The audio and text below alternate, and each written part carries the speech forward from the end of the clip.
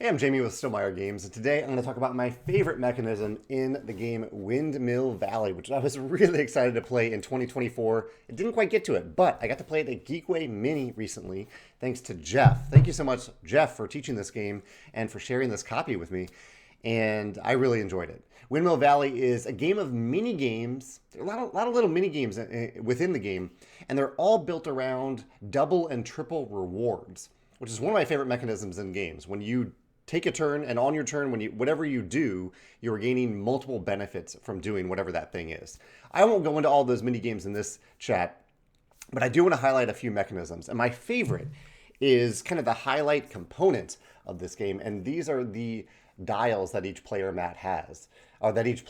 These are represent kind of the wheels on your windmill, and this is the action system in the game. So on your turn, at the beginning of your turn, you'll typically turn this dial once, and then these arrows show the two actions you can choose from. Let's make sure that's aligned. So I'll lock it in there. These dials like to turn. So these arrows say choose either this action or this action and take one of those actions. There's also ways to turn the dials more, both something on the board and spending a special resource to turn the dial more. I think there's even some ways to turn it in the opposite direction if you want, but generally they turn, or this one turns clockwise, this one turns counterclockwise.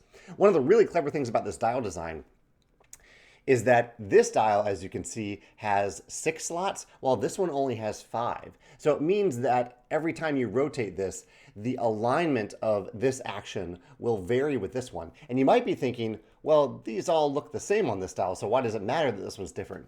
And that is where my favorite mechanism lies in this game, combined with this dial. And that is, one of the actions in the game is to upgrade your dial. So you can gain these tokens that look like this. Here's one, and you can slot them in. You can upgrade your dial like this. It's a little bit hard to see this one that I added, so I'll add one that's gray. They're colored differently because some of them are better than others, and so they cost more when you buy them.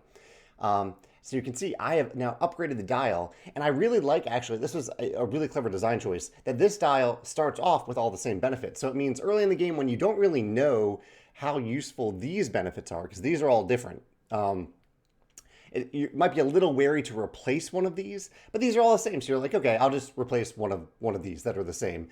And then as the game goes on, you might understand, okay, I'm not really ever taking this action right here, or it's very rare that I am, so I will replace it. Or maybe you'll see a better ship action come up and you'll replace the ordinary ship action with the better ship action. You have a lot of flexibility, complete flexibility really, as to where you place these, other than you cannot place them on the current action. So if this were empty, I can't place this on my current turn. You have to place it somewhere else for a future turn. This is pretty cool too. This says plus. So this says, instead of just taking, oh, that one fell out.